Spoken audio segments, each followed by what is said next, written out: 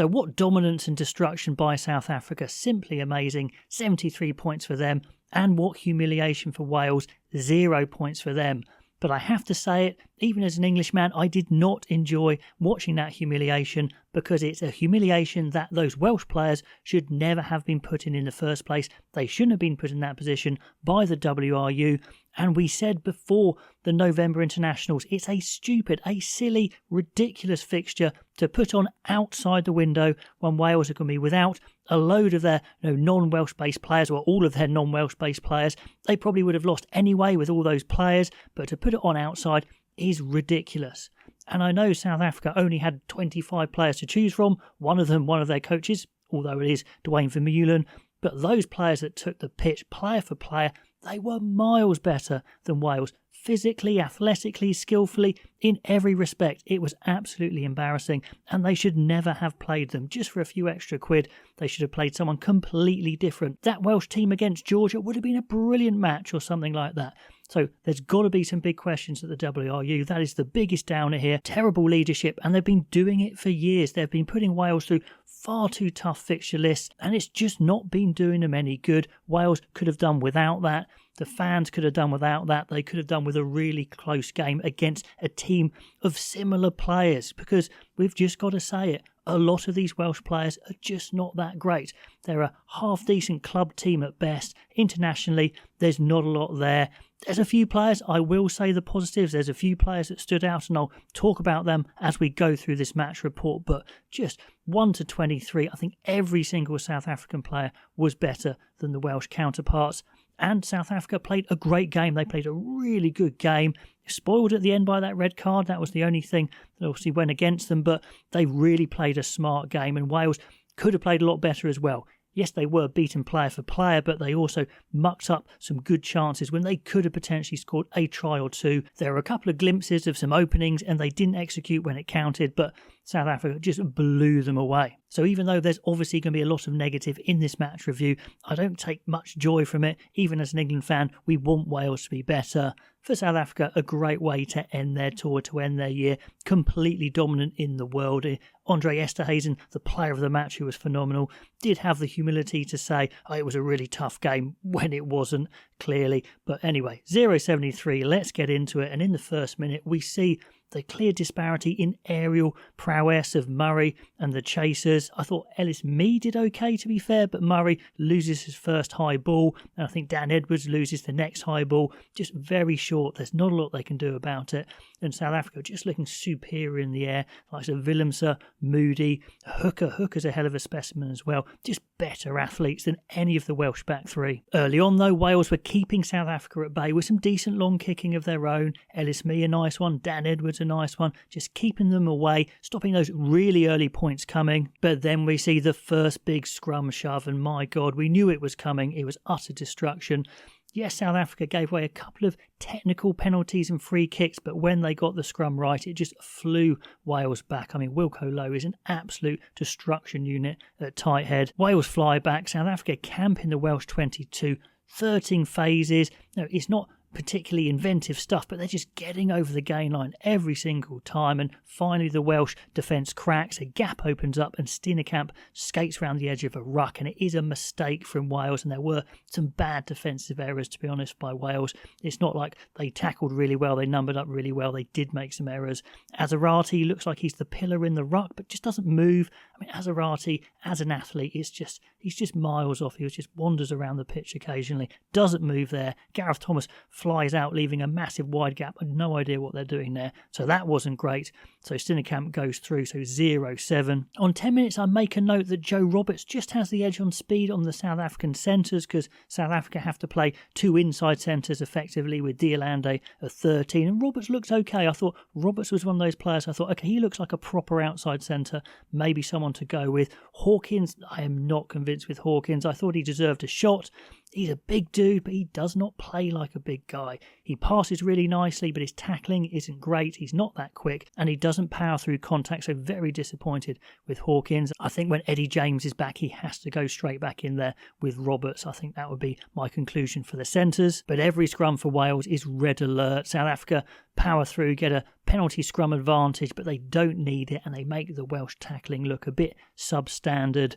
Wales bite in. I think it's Rogers. It could have been Roberts, I'm not sure, but they bite in unnecessarily when Hawkins has his man covered, and Hooker just brushes the cover off far too easily. And again, that was the tale of the game and the November. Just those Welsh tackles, just too weak. Just as athletes, they just couldn't deal with these players. Hooker is a hell of an athlete. Really impressed with him. He was on that list for Breakthrough Player of the Year, and yeah, really like the look of this guy. In this game, Wales get a little bit of joy from the kick game, but overall, it's South Africa that win it. Willems are a really nice take on 17 minutes, and then Gareth Thomas, who had a bit of a shocker again, goes out of control, gives away a penalty, and they were gifting South Africa some fairly easy penalties. And straight from the line out, the Welsh defence just parts like the Red Sea. It's really bad. I think Wainwright overdrifts, and then Lake's very slow getting across, helping out, and Mngomezulu, who's one of the most dangerous runners in the team, just goes straight through from a line out. But fortunately for Wales, they don't score. On 20 minutes, there's a glimmer of hope for Wales. Dan Edwards, another lovely kick to touch. He did kick some nice ones, and they get a good launch play off a line out. Wainwright goes over the gain line. Plumtree goes over the gain line. You're thinking, this is more like it. But then Murray wastes the momentum with a really rash high tackle just when they've got South Africa pinned back a little bit. And that was the story of the game in attack for Wales. They just couldn't string anything together. They couldn't bring any pressure to bear on South Africa. And then after a decent start for Ellis Mee, he drops an uncontested one on 22 minutes, and South Africa get the attacking scrum, which is, of course, pure destruction. And Sasha Feinberg Mngomezulu, I'll call him SFM, perfectly punts them to 5 metres out. But the Welsh maul defence is good, and that was the one thing that was a big positive from this game. They really stopped that South African maul going. But, there were so many other weapons, it didn't matter. But hey, there is a positive. But back to the negatives, unfortunately. Kieran Hardy, who's playing 9 because Thomas Williams isn't available this week, his clearance kicks from 9 were not that good. Didn't go far enough at all. To compound it, Mann gives away a soft, not rolling penalty, and South Africa grind through phases in the 22. And this is what South Africa did well. They kept hold of the ball. They were low error. They just kept the pressure on and kept just getting over that gain line. And SFM has an easy overlap, but a bit wild on the pass. And Feinberg Mngomezulu is really interesting. He's such a talented player. He does such great stuff, but he is a bit wild sometimes. Kicking sometimes, passing sometimes. So if he tightens that up, then what a player he is. He is a great player already, but he can get a bit better. But anyway, it was a penalty advantage and a 5 metre scrum, which is Wales' worst nightmare. It looks like they're going to keep the ball in and scrum, and ironically, it's probably the best result for Wales when they concede a try straight away from a pushover, rather than a series of penalties and a yellow card and a penalty try, that sort of thing. So there's another try, 0-21, and the game is pretty much slipping away at this point already. On 33 minutes, Wales get another good chance from a technical scrum penalty. They get a line out, which they have to get something from, but Lake badly overthrows at a crucial time. On 36 minutes, we get another really short clearance kick from Hardy. I don't think it even gets outside the 22, and South Africa launch Esterhuizen as they did all game. Esterhuizen just looks like a man amongst boys, and he targets Edwards a couple of times very nicely, makes about 5-6 metres off the carry, but Joe Roberts drifts excellently and covers Willems outside and wins a penalty along with Dyer. So good defence from Roberts there. Like I said, Roberts, I think, looked pretty decent. And Wales almost come to life after that as a crossfield kick nearly finds Mee from Edwards, but not quite. And again, they needed something to stick,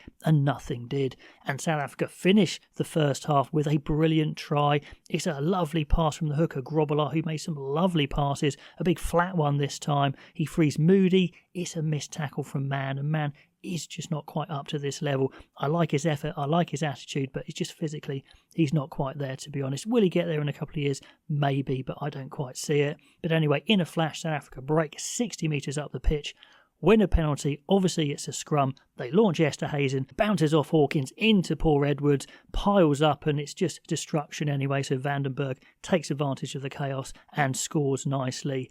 Esterhuizen, what a player he is. For any other nation, he'd be nearing 100 caps. It's just that Deolande has kept him out for so long. But goodness me, he's one of the best players in the world, maybe the best centre, certainly carrying wise. So 0-28, that finishes the half. And I make a note at half-time, Wales' one mission is simple. It's not to get nilled.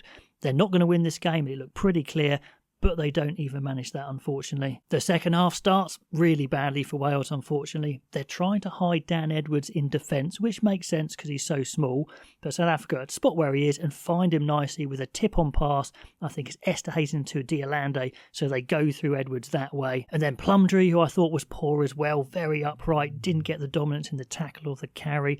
He gets powered through by Esterhuizen, leads to a penalty, another great kick from SFM to 5 metres out. Again, the Welsh maul defence is good, but it doesn't matter because they just pop to Esterhuizen, who makes mincemeat out of tacklers, and the big low just crashes over. Unstoppable stuff. To be fair, it's the Welsh backs who have to try and stop low, but all of them are far too upright, don't even give themselves a chance. Just so disappointing. And it's a yellow for Plumtree for too many penalties. So the worst possible start for Wales, 0-33. I make a note that we see Morgan Morse come on for his debut, but he can't get into the game at all, to be honest. So we'll see more of him another time, I imagine. So already on 45 minutes, South Africa know they've got the game won, and they open up. And they open up really nicely, to be honest, picking up the pace when Wales are down.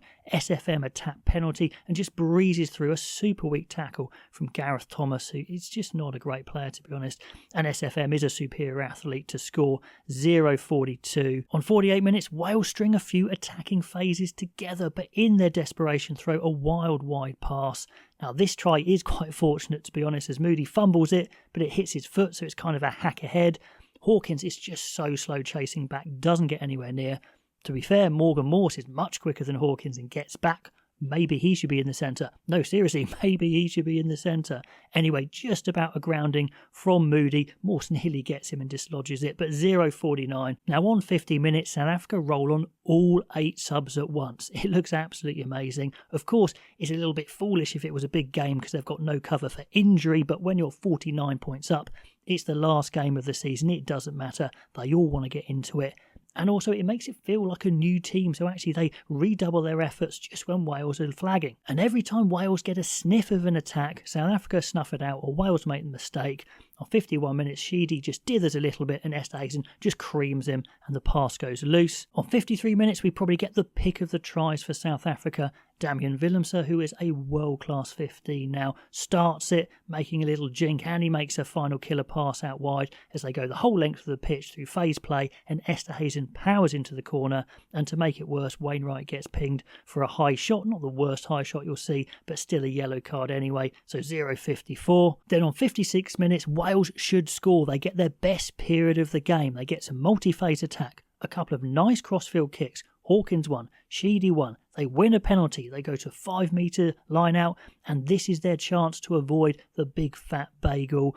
They pull out a training ground move that goes nowhere. It's kind of a back peel off a line out, then back inside to Dyer, but Nortje just reads it completely. And then they batter away, but they can't get past that 5 metre gain line. They go nowhere, but they do win a penalty. Late taps and goes, but again, they just cannot get past that gain line because their power is nowhere near South Africa. And a great turnover, I think, from Esterhuizen, who got so many jackals as well. He was just on fire. And even though the newbie South African props are on, they're still getting the penalties. And of course, Esterhuizen is still launching off the line outs. And again, he makes 10 metres through soft Sheedy and Hawkins tackles. Just not good enough. Hawkins, yeah, not impressed with him at all. Sheedy, upright tackling, not great as well. And SFM just walks it in. That one was seriously embarrassing.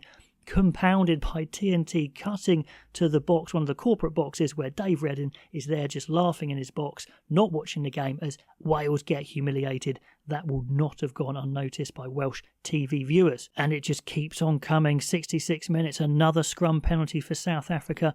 Big carries over the gain line every time, which makes such a difference. The Welsh forwards are shot. They've kind of half given up. Dyer's left to try and stop Nortje with an attached Van Staden, which is never going to work as no Welsh forwards help him out, and it's 0-68.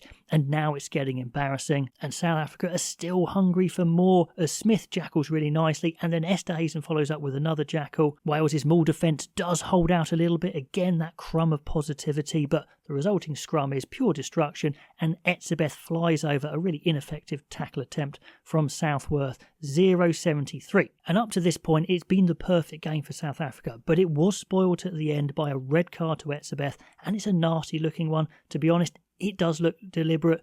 Obviously, Man's wound him up and he's got into a bit of a scuffle, but he puts the thumb in the eye of Man. Luckily, Man's okay, but it's a red and it's going to be a lengthy ban. We don't like to see that, especially after such a good performance for South Africa. So that is the one downside to them. And off that red card, Wales have a chance to score and avoid the big 0. But Sheedy misses touch from the first one. They do get another chance, but they just don't have the power, and another good turnover from South Africa, and it is 0 points, 0-73. So yeah, I don't really know what you can take away from that game. Who looked good for Wales? Well, I thought forwards-wise, I thought Wainwright physically was the one guy that stepped up and looked like he could compete. Lake, I thought, just didn't quite make it, and no one else looked that great. The 2 second rows, Carter and Davis, just looked nowhere, to be honest. Nothing really came in off the bench. Me, at times, looked okay. Roberts at 13 looked okay. Sometimes Dan Edwards, some of his skills looked okay, but physically, they're just miles off. They're not getting gain line, they're getting smashed back. The scrum, obviously nowhere, but then that could be the same for anyone. Wales really didn't need to meet this team at this point. Awful from the WRU. They put their weakest team of the modern era up against the best team of the modern era, and look what happened. WRU, hang your heads. That was humiliation. I guess the positive is the only way is up, but boy, are they coming from a long way down. Anyway, guys, if you did enjoy that sort of video, please do like, please subscribe, and I'll catch you next time.